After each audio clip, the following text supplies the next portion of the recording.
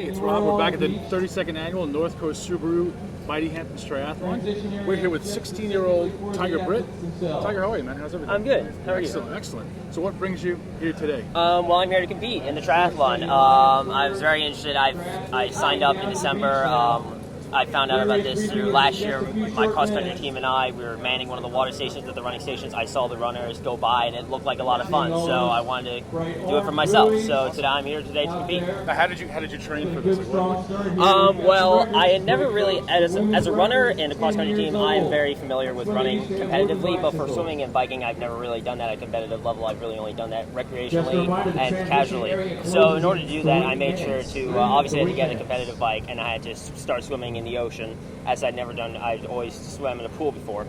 So I made sure to always do lengths, started to do miles in the water instead of just laps in a pool.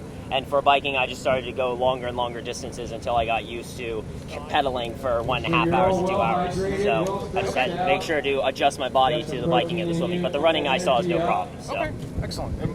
Tell me a little bit about the paper that you put together. Well, it's a revitalization of a newspaper that the Mighty Hamptons Triathlon produced about 15 to 20 years ago, which they then stopped. And it was given to all the athletes, and it had things like a list of the athletes competing, special interest articles on the triathlon or past winners, and obviously to show sponsors. But they stopped doing that, but then they wanted to revitalize it.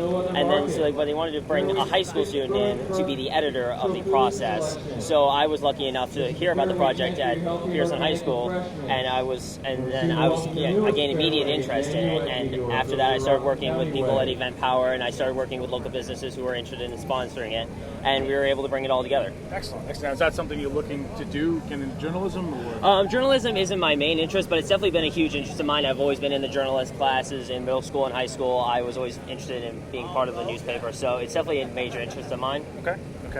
Awesome. Now, what are you looking to get out of today's race? Obviously, I'm not looking to set any records. I'm not going to. But I'm definitely here to try as hard as I can. Definitely get a good time, and maybe just set like a milestone for myself for when I compete in future triathlons. Awesome. Do you have any other plans to go to any other triathlons this year? Not yet, but I'm looking to see maybe if there's a couple more. Awesome.